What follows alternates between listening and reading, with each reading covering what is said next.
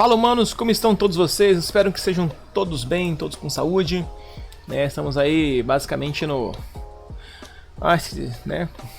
Vamos torcer para que estejamos aí no final da nossa quarentena, né? Que a gente possa voltar logo aí para nossa sala de aula, para a gente ter esse contato, né? Esse olho a olho. Não teremos mais a questão do aperto de mão, daquele abraço ali, né? Enfim, mas a gente vai estar lá presente, isso tomara que isso seja logo, tá? É o seguinte, a gente chega na última aula desse bimestre, né? Para o nono ano, terceiro bimestre, e a gente trabalhou basicamente teorias evolucionistas, biodiversidade e unidades de conservação. Tá? Se eu falar alguma coisa muito rápido, você pode pausar, né? Voltar aí o vídeo. E outra coisa importante a ser notado é que eu vou fazer aqui um resumo, tá? O conceito de cada aula. A gente não vai entrar em pormenores. Se caso você quiser relembrar de alguma coisa assim, pode voltar lá na plataforma, você pode dar uma lidinha melhor, né? Se preparar também, porque é sempre bom a gente fazer essa reciclagem, né? de conteúdos, de conceitos estudados, é importante, tá ok? Então fica essa dica aí, se caso for muito rápido, você pode pausar, voltar, ou também pode mandar mensagem para mim pra gente conversar depois, tá ok? Então vamos lá, a gente estudou basicamente daquelas partes que eu falei lá no começo, né? Teorias evolucionistas. A gente entendeu primeiro o fixismo, né? Basicamente o fixismo é uma ideia de que os seres eles são imutáveis, os seres eles não mudam, né? Anteriormente é atrelado à ideia do criacionismo, né? De que os seres foram feitos por algum ser superior e que esses seres, tal qual foram feitos, são assim hoje também, né? E aí surgiu uma ideia do evolucionismo, que basicamente ela sugere que os seres vivos sofrem transformação ao longo do tempo, beleza? Dentre as teorias evolucionistas, a gente começa com o Jean-Baptiste Lamarck. O nome é muito maior, mas a gente só fica com isso aí, tá? O mais conhecido é o Lamarck, né? É o Jean-Baptiste Lamarck. Então, o lamarckismo, e basicamente esse estudioso aqui, né? Ele elaborou duas teses, né? Duas bases para seu pensamento. O que era? Que é a teoria a lei do uso e desuso, tá? E a lei da transmissão dos caracteres adquiridos. Então, rapidamente, essa lei do uso e desuso fala que um ser vivo, por usar muito um membro ou não usá-lo, pode fazer com que esse membro ele cresça, ele se desenvolva, né, no caso de usar, ou ele suma, ele fique menor, ele deixe de existir, né, pelo desuso. Então, ou acontece esse ou esse, tá? E aí, por essa característica, né, esse ser se adaptou ao ambiente que ele estava. Sei lá, era um peixinho que tinha uma nadadeira pequena. Ele, de tanto usar, né, ele tinha que correr contra a água, a corrente, né? Ele teve que a nadadeira dele ficou muito maior. Então, ele passa essa característica para os seus descendentes, tá? É a transmissão dos caracteres adquiridos. No lamarckismo, basicamente é assim, resumido aqui, o ser vivo é ele que se adapta ao meio ambiente, tá? Se você perceber que o ser vivo que se adapta ao ambiente, isso é lamarckismo. Só que não acontece, já foi visto que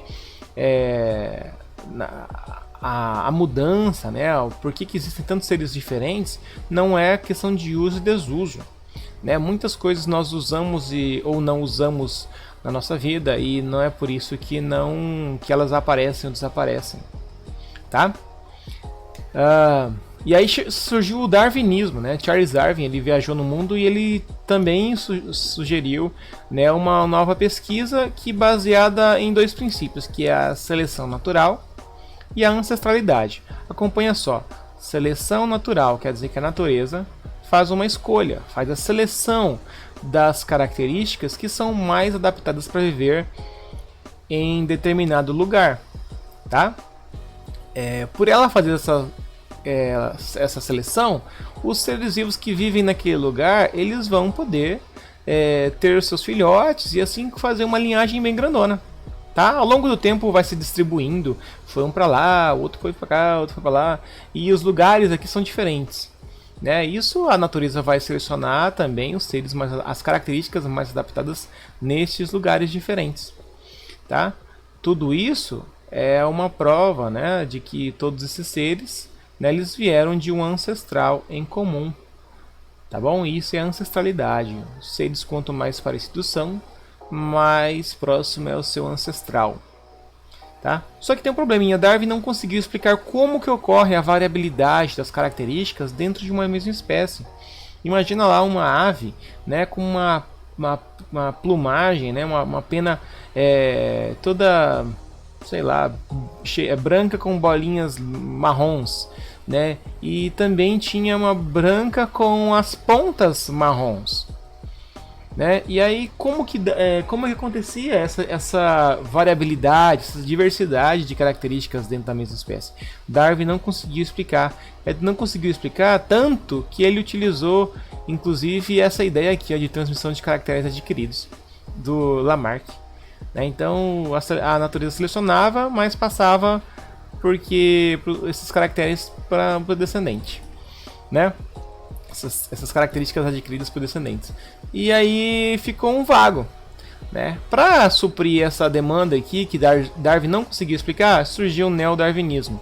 Ele utiliza princípios do Darwin, né, com a genética de Mendel, que a gente já estudou anteriormente. Então, basicamente, também tem dois fatores, duas partes importantes do neodarwinismo, que é a mutação e a recombinação genética. A mutação tem a ver com mudanças, né, dentro da parte genética da pessoa. Isso aqui não é difícil de acontecer. Tá? Genes mutantes estão em mim, estão em você, é algo que acontece com facilidade. Podem causar sim mudanças no nosso corpo, né? E essas mudanças podem ser favoráveis ou não. Quem vai selecionar isso é o ambiente, tá bom? A recombinação genética é um fator que ocorre, né, lá na formação dos gametas. E isso aqui é um processo que vocês vão estudar muito lá no terceiro ano, né, terceiro ano do ensino médio, chamado de crossing over, né, que é quando partes do cromossomo, né, que você tem que era do seu pai se combinam, né, com partes do cromossomo que veio da sua mãe. Tá? Isso cria uma variabilidade genética muito grandona.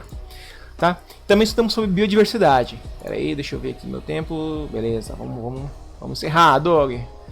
Beleza. Ó, biodiversidade. Basicamente é uma expressão que provém da união dos termos diversidade, né, e biológica. É a variedade de vida, ou variedade de todas as formas de vida. Só que a gente tem que entender também que a biodiversidade não é só a questão de vários tipos de seres vivos. A gente tem que entender o conceito que a biodiversidade pode ser genética, né? Isso inclui a quantidade, a variabilidade de genes dentro de uma mesma espécie. Tá? Uma variação de várias características dentro da mesma espécie. E também a biodiversidade ecológica, né? Que é aquela existente nos ecossistemas, habitats naturais e comunidades. Tá? Então, toda a parte, a interação das espécies, né? E dessas espécies também com o meio. Esses termos aqui é bom ser notado em biodiversidade. Tá? Também estudamos biotecnologia, que é basicamente o uso das tecnologias que utilizam organismos vivos ou produtos elaborados a partir deles para criar ou modificar produtos para fins específicos. Então, ela não é algo novo, né? Produção de alimentos, além da agricultura, né? Meio ambiente, não é algo novo. O exemplo muito comum foi a produção, por exemplo, de vinho, produção de queijo, né? Que utilizam micro-organismos, né? Para poder fazer ou criar, né, um alimento. Enfim, não é tão novo essa questão aqui, né? E aí, por último, a gente estudou a unidade de conservação. Eu queria deixar assim, fazer essa pontuação, né, com o intuito de preservar ambientes do patrimônio natural e cultural do Brasil. Foi criado no ano de 2000 essa lei aqui, 9.985, que permite a união, né, todos os estados, né, a união, quando fala a parte federativa do nosso país, os estados, né, o estado pode criar e os municípios podem criar unidades de conservação.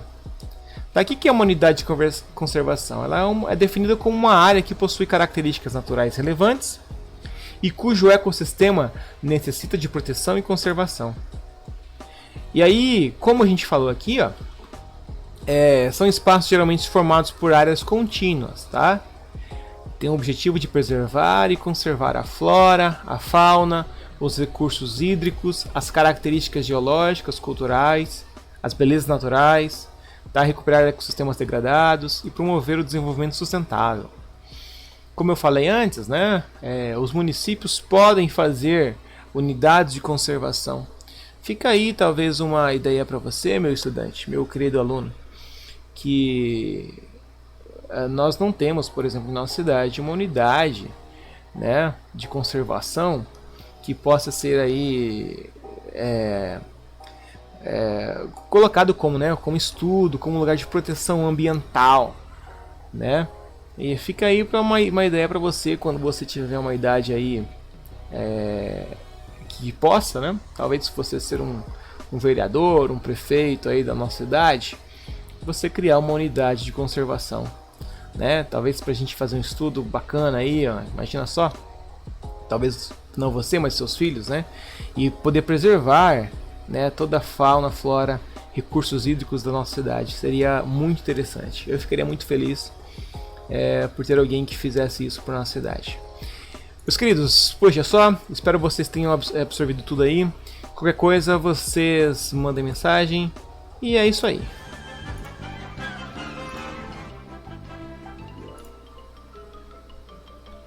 Isso é tudo, Isso é tudo, pessoal. Falou!